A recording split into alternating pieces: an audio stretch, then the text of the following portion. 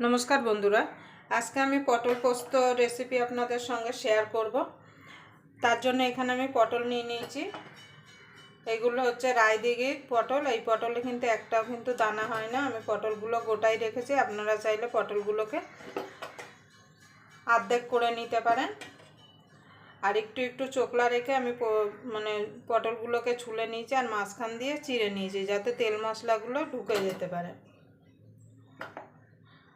আপনারা যে কোনো নিরামিষের দিনে এইভাবে পটল পোস্ত বানিয়ে নিতে পারেন। গরম ভাতের সঙ্গে খেতে কিন্তু অসাধারণ লাগে। প্রথমে আমি পটলগুলোর মধ্যে নুন আর হলুদ মাখিয়ে নেব।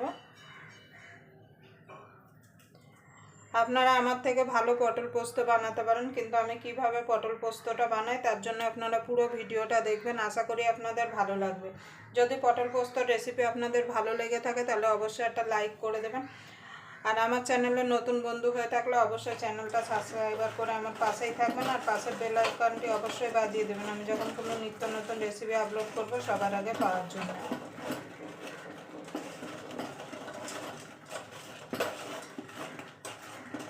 দেখুন বন্ধু, পটলটা আমি নুন হলুদ মাখিয়ে নিয়েছি, সাইডে রেখে দেবো। এবার পোস্তটা আমি রেডি মানে পোস্তটা বেটে নেব।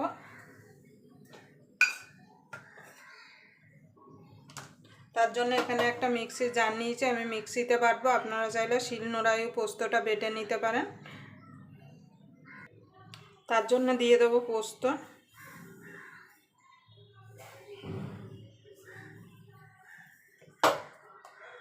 আপনারা যে কোনো নিরামিষের দিনে এই পটল পোস্তটা বানিয়ে নিতে পারেন।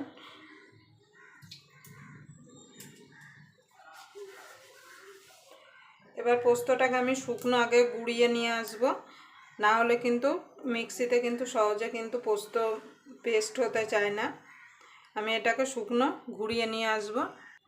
দেখুন বন্ধুরা, আমি মিক্সিতে ঘুরিয়ে নিয়ে চলে এসেছি শুকনো পোস্তটা। এবার এর মধ্যে দিয়ে দেবো লঙ্কা। আমি এখানে ৬-৭টা কাঁচা পাকা লঙ্কা দিচ্ছি, ঝালটা আপনাদের স্বাদ মতো দিয়ে দেবেন। এবার জল দিয়ে এটাকে আমি স্মুথ পেস্ট বানিয়ে নিয়ে আসব।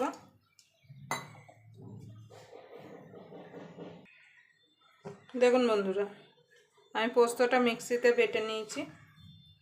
এবার গ্যাস ধরিয়ে দেবো, ধরিয়ে একটা কড়াই বসিয়ে দেবো।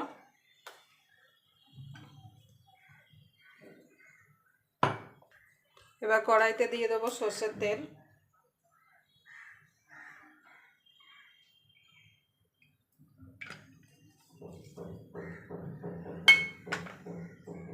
আমি সর্ষের তেলে করছি, আপনারা চাইলে সাদা তেলেও করতে পারেন, কিন্তু যে কোনো রান্না কিন্তু সর্ষের তেল দিয়ে করলে কিন্তু খেতে কিন্তু স্বাদটা বেশি আসে।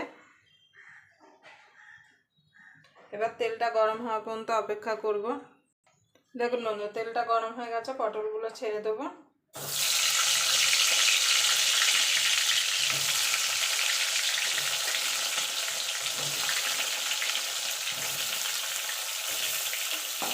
এবার পটলগুলোকে লাল লাল করে ভেজে নেব।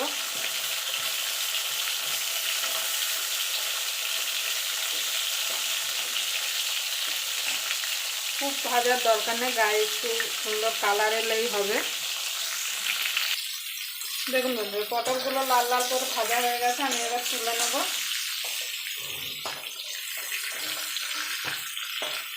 এখন কিন্তু বাজারে প্রচুর কচি কচি পটল পাওয়া যাচ্ছে।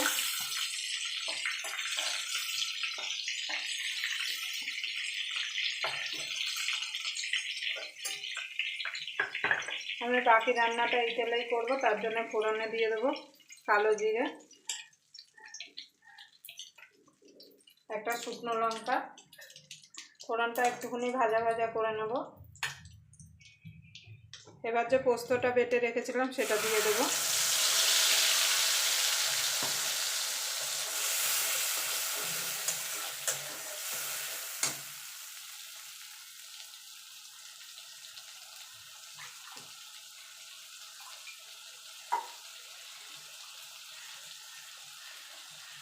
মিক্সির জারটা ধুয়ে জলটা দিয়ে দেবো।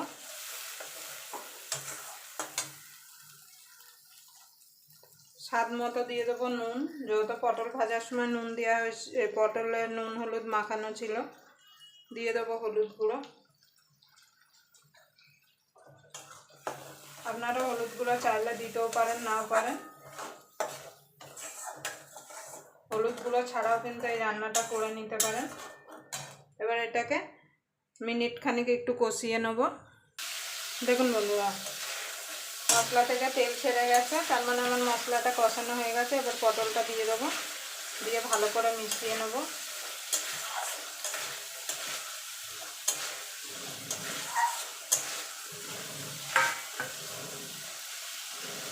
এবার সামান্য একটুখানি জল দিয়ে দেবো, খুব বেশি জল দেবো না, কারণ পটল ভাজা আছে তো, পটলটা এমনি সিদ্ধ হয়ে আছে। দিয়ে দেবো 2টো কাঁচা লঙ্কা, যেহেতু নিরামিষ তার জন্য দিয়ে দেবো 2-4 দানা চিনি। নুনটা আপনারা অবশ্যই চেক করে নেবেন। এটাকে আমি মিনিট 2-3 ফুটিয়ে নেব, তাহলেই আমার পটল পোস্ত রেডি হয়ে যাবে। এটা বানানো যেমন সোজা, গরম ভাতের সঙ্গে খেতেও কিন্তু অসাধারণ লাগে। আপনারা অবশ্যই বাড়িতে বানিয়ে নেবেন। দেখুন বন্ধুরা, আমার পটল পোস্তটা হয়ে গেছে। দেখুন কালারটা দেখুন কত সুন্দর এসছে।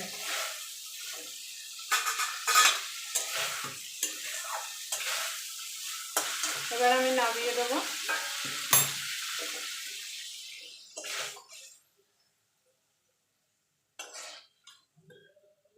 আবার আপনাদের সঙ্গে কোনো নতুন রেসিপি নিয়ে দেখা হবে। ততক্ষণ পর্যন্ত আপনারা ভালো থাকবেন, সুস্থ থাকবেন।